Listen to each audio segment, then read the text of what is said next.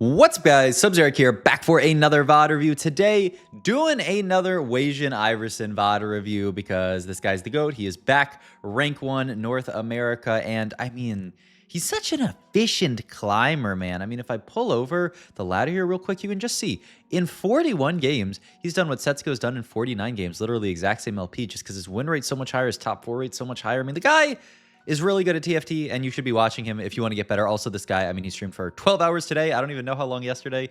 Actually, it's probably been longer than 12 hours because I think he was still live. Is he still live now? He's still live now. So it's also, this is literally, if you want to get better at TFT, this is literally infinite content for you to watch. And if you don't want to put all the work into watching an entire Wasianiverson VOD, well, I guess that's what I'm here for. We're in the mountain here. We have pieces of great openers. We do have the Timebreaker opener, which is fantastic. We also are just one Belveth off of having a Primordian opener as well. So the world is our oyster as far as what we want to play from Lost Streak. Any kind of Lost Streak line, we can be pretty happy about playing here.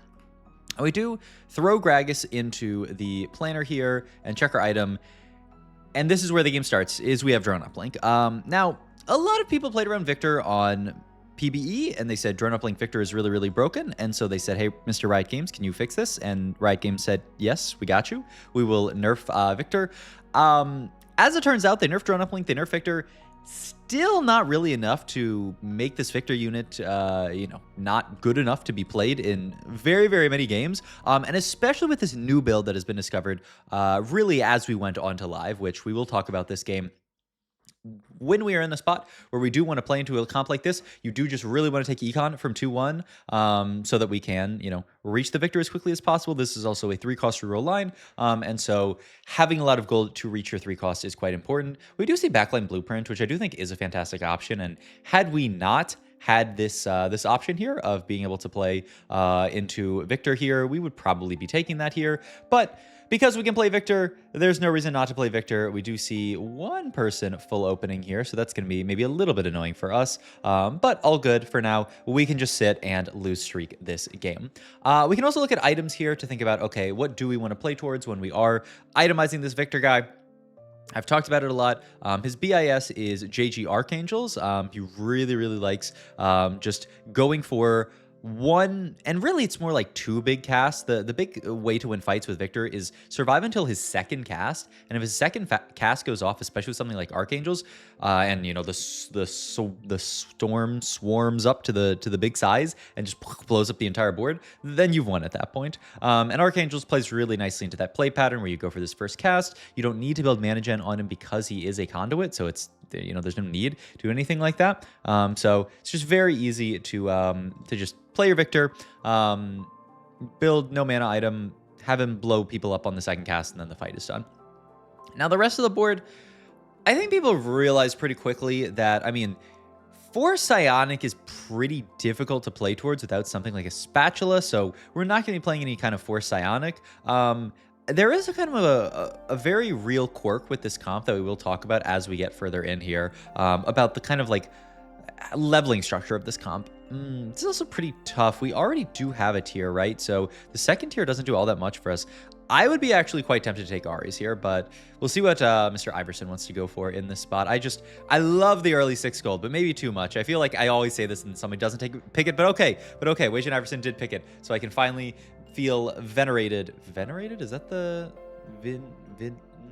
Venerated is like a, I feel like that's like a Magic the Gathering card. I mean, look, I'm revered, regard with great respect, revere. I would say that's correct. Okay, venerated for my idea here. Also, check this out. Wasianiverson, I mean, the Lost Streak Wars, he sees that Cheche here is actually going to full open into him, and so he then sells his entire board here. He says, okay, Cheche, surely there's no way that he's actually going to sell off the Alawi here, so I can just do this. We'll always lose to Alawi. And then Alawi says, I'm calculated loss here. I must sell the Alawi. And he's also like, I can't possibly, win this fight. If I win this fight, my game is screwed. So he actually just full opens. But luckily for Wasianiverson, he does not end up fighting him. So now we do get our 4 loss streak. Only downside is that now, because Cheche is full sold, this means Cheche is just going to full open next round, and there's nothing we can really do about that aside from full opening ourselves, which I guess, I mean, there's not that much. I mean, the upside is you get to kind of grief him, but like it's funny. Like Cheche here shouldn't buy any units. I'm kind of surprised he bought the Jinx there actually, because he should just buy nothing and then full open in that spot. Upside for Wasianiverson is we do find this Victor here, but you can see we don't choose to hold on to Misfortune, right? You know, way back in PBE was like Victor Misfortune duo carry comp. That comp was pretty solid, but people have since realized that there is actually a much better replicator that you can play on this board, especially traits-wise, as we will see as we get further in. Pick up the Pantheon here. I mean, really just put together the world's most okay board, and he is even going to make the Void Staff slam here just to make sure that we don't lose to minions here. Void Staff, an interesting slam because it does obviously kill this tier 4 Archangels like we talked about, which is a great item onto Victor, but he's just saying, you know what, our bow really is going to be quite difficult to kill without making something like a Void Staff. Void Staff is really the best bow item that we can make. So at the end of the day, it's not about building BIS items, it's about building the best items that we can from our spot, and so that's what we do. So good itemization from Wasian here. Still sees Cheche lost streaking in the pool, so I wonder if we're going to try to grief anything. Looks like he is actually just going to play strongest board here and says, yeah, we know that Cheche has to lost streak, especially because it looked like he wanted to play towards Anima, and because we did have calculated loss there. Or he had calculated loss there. So we're just going to accept that we're going to be the winner. Okay. Wasian now, for the first time in the game, actually puts down his team planner here. This is the idea. Is this Victor board, you know, before we saw it perform with Misfortune and stuff like that, but you can actually, in really a 6-unit core, without even the Nami, get a very tight synergy web built here. You can fit the 3 Shepherd in here. You can fit Meepsy in here. You can fit then Voyager in. You can fit obviously Psionic in. I mean, you hit everything. So this is 6 traits, 6 units, which is really good. You can use this to, I mean, just have a very easy 6-trait board, and then put Rost on top of that, and then be quite happy with that. But what's even crazier is if you add Nami to this board, you're adding 2 more traits. You're adding Replicator and Space Groove. So all of a sudden, this is an 8-trait board for only, you know, 7 units. Fit the Rost into that board, you have an insane amount of value from Redeemer. So this is the idea, is that we can play around this Victor board, use Nami as a duo carry, and then get a million traits in for Rost, even potentially go Rost Reroll into Rost 3, then get an insane amount of stats onto that guy. Second augment here, Soul Awakening, Hedge Fund, Wise Spending. Wise Spending is an interesting idea. It's a 3/2 Wise Spending, which is honestly not even bad. This is an augment that, you know, historically was quite broken. I mean, it makes a lot of sense as just a double econ here. Yeah, I think this makes perfect sense. And then we can just roll our way up to level 7 here, try to pick all the units up that we need here. Probably, yeah, just going to pivot into the board here. We do find the Nami as well on the way, which is great. Do find the Rost as well, but we don't want to fit him in until we hit level 7, and we do make the drone here, slam a rod onto Victor like we said. Really needs these AP items.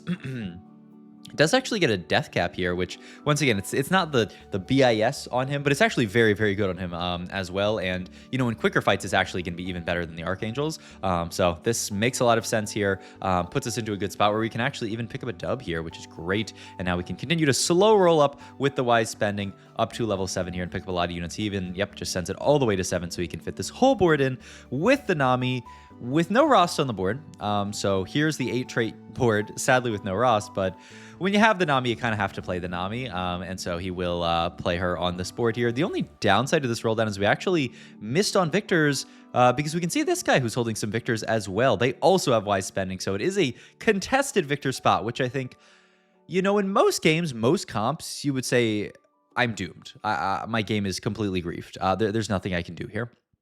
Not actually the case in this spot here with this comp, strangely enough, because Victor's so overtuned, Allow is quite overtuned as a tank. You can actually, what the heck? Okay, hello.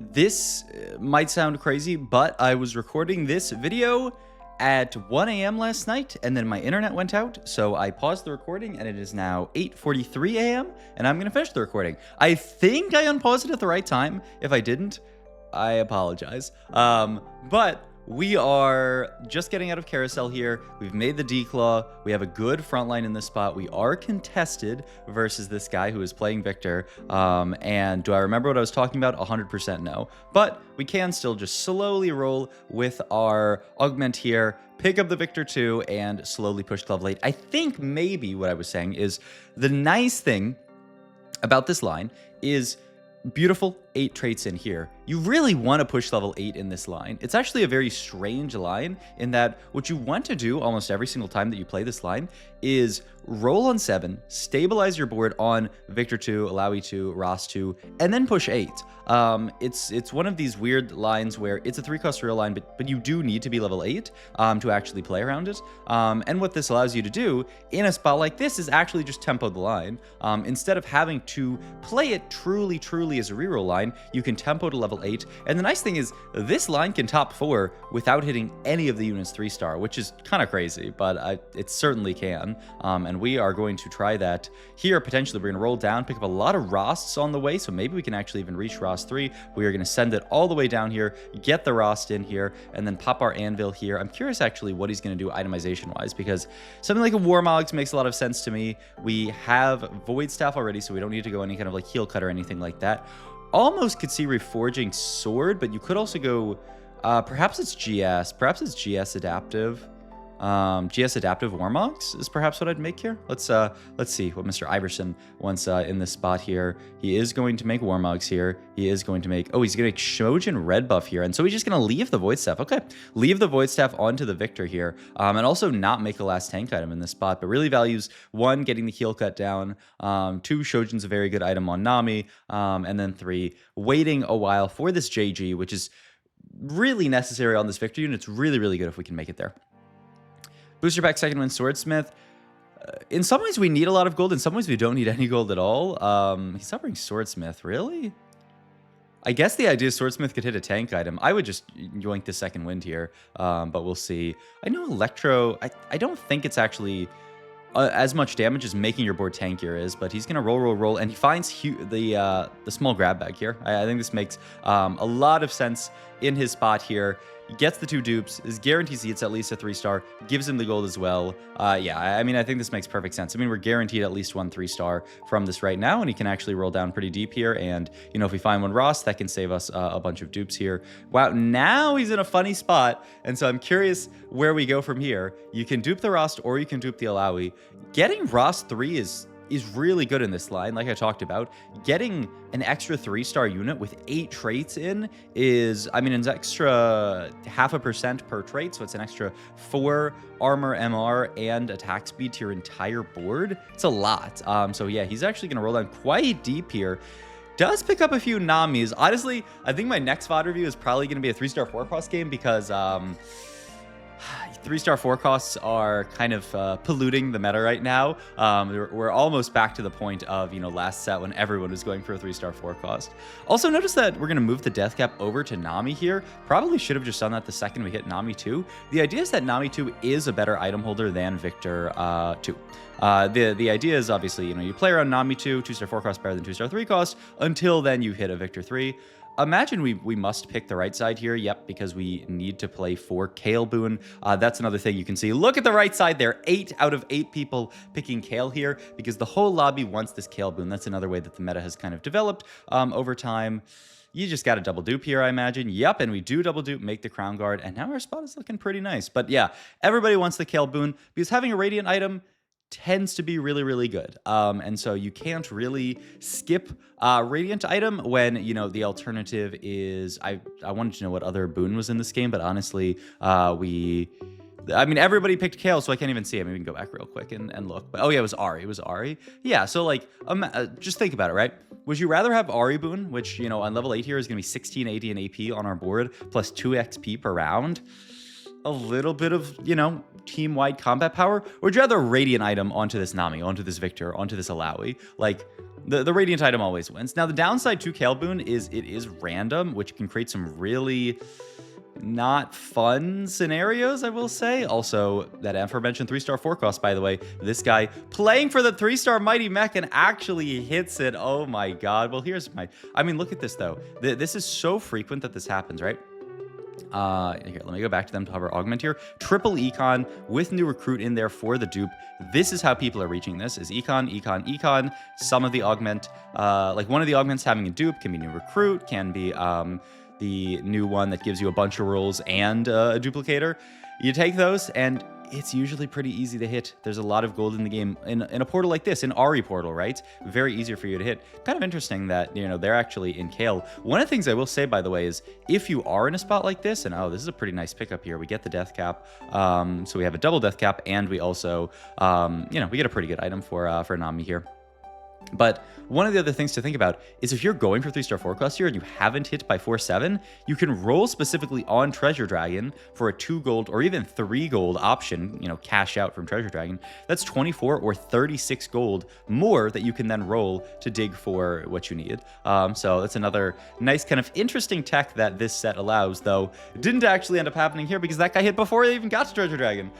So, I mean, such is life, honestly. It's hilarious. But all right, we fight a LeBlanc here. This is where, by the way, you know, this Radiant stuff can be a little frustrating. Is we win this fight probably because this guy doesn't have Radiant Guinsus. Had they rolled Radiant Guinsus, we'd probably lose, but they rolled Radiant Crown Guard, so it's actually quite winnable for us. Wasian is just going to roll down up to level 9 here, get the Sona in on this board for a second, checks his command mod, and then says, I'd rather just play the Jhin for the Jhin effect here, the Eradicator, the Armor Namar shred on the entire board, because that's going to be pretty good. We rotate into Mighty Mech here, which we're probably going to beat because Mighty Mech 3 is the worst one in the game. No, Mighty Mech 3 is beyond broken, especially because it is a mecha unit as well, so there's already, when you put power into it, more power into it, so I don't think it's actually even possible to beat 3-star mech without probably a 3-star 5 cost. But you can see Wasian is playing defense here because he knows, okay, this guy is a 3-star mighty mech in my game, but I'm 44 HP. I can probably coast to a top 3 just for my HP advantage here. Michael is 71 HP. He is not the mighty mech player, so that guy is probably going to be in the top 2. But if I can deny anyone else from hitting a 3-star 4 cost, that does probably guarantee me a third this game, because everybody else below me is quite low below me. So as long as some kind of crazy matchmaking mishap does not happen here, I can probably coast to a top 3. And honestly, that is what this comp does best. You hit your units, maybe hit one of them 3-star, maybe hit none of them 3-star, then, you know, you push levels and you usually coast to a top 3. And so if we go third this game, it will be the exact average performance of this comp. But you can see here, Michael here, the guy going for all of this stuff as well. So we just want to increase our odds as much as possible of top 4ing and top 3ing here. So we are going to keep rolling down. And it's also like, what else do we have to look for at this point? We can't really reach Victor 3. We've spent too much gold on other stuff here. You can see him hitting Nunu 2, but really, it's the Ramesses that need to be denied. You can see another person holding Ramess. I will say, Stage 4 scouting, literally at 4-1, I would start looking around and scouting augments and seeing who can go for 3-star 4 cost in my lobby. You know, what are their augments? Because someone's not going to just spawn a 3-star 4 cost out of nowhere with no econ augments, right? It's only the people who are in those type of spots where, okay, they have new recruit, they have calc loss, okay, they have a lot of gold to work with, I gotta deny that. Those are the people that you do really have to deny. He even makes the Zaya too for some reason. Does Michael have a duplicator, or is he just doing that to be mean? I will also say, by the way, Michael, is down to 41 HP. Maybe it's Copium, but can we make this a top 2 actually if we keep winning? We just need good matchmaking, honestly. We need to fight Michael here, and we're on the way to level 10 here, which, I mean, would be a decent spike on the board. You can get another Channeler in. This Morgana, very, very nice onto the board. Can just take another Crown Guard, I guess. Yep, to double Crown Guard. Front line here, I mean, it's extra healing onto the Rost, so it's not even bad. And we will rotate into Cheche here. Gonna take a meaty loss here, but, you know, not the end of the world. Hopefully Michael, our clone, hopefully wins this fight. Yeah, this is actually huge if our clone does win. And our clone does win, so Michael down to 26. All right, gonna slow roll up to level 10 here. Have to imagine, need to get something in. I mean, the Shen seems decent enough. Double Morgana, really? I guess he just doesn't want to sell off anything. Okay, now we can... No, okay, he's just gonna play double Morgana here. Okay, I mean, I think the Shen's probably a little bit better here, but he's mostly just focused on, you know, trying to deny as much as possible here. We do fight Michael here, which is a big fight to win. Our clone won last time, and our real is barely gonna lose. Oh god, was that a Shen? I feel like that was a Shen diff or some kind of 5-cost diff. Yeah, I can't believe we played double Morgana that fight, but now we're down to 13 HP, and we are gonna fight Cheche here. Well, unfortunate. I mean, to be fair, it was still never guaranteed here that we could go top 2. But I think I mean, yeah, he does end up actually fighting Cheche here. So had he won that fight, I think we actually matchmaking masterclass, he types in chat before going third. I mean, still a very, very solid third from Wasianiverson, and a really, really fun game showing off this comp. Just all the traits in, how to play it in a spot where you can't roll for everything 3-star, but also like really good augments in it. So hope you guys enjoyed this video.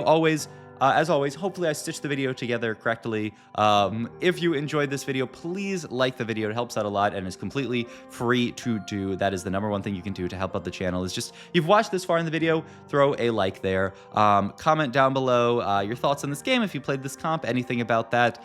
Subscribe to the channel if you want to watch more of them. Also, if you could, follow my Twitch channel. I'm on day 3 of my subathon, and there is a tournament today. There is the first sub-regional tournament, so I'm going to be live streaming that today. So go follow that there, and then check out my Metafy as well. If you want to improve at TFT, that is the #1 place to get better. I've been putting a ton of work into my Metafy over the past, few months, honestly, leading up to me going full time. And so if you are all interested in improving at TFT, I think that is an amazing place. We got everything. We got individual coaching, we got group coaching, we got one-on-one programs, we got it all there. So go check it all out. Link in the description down below, and I will see you guys in the next video. Thanks for watching, as always.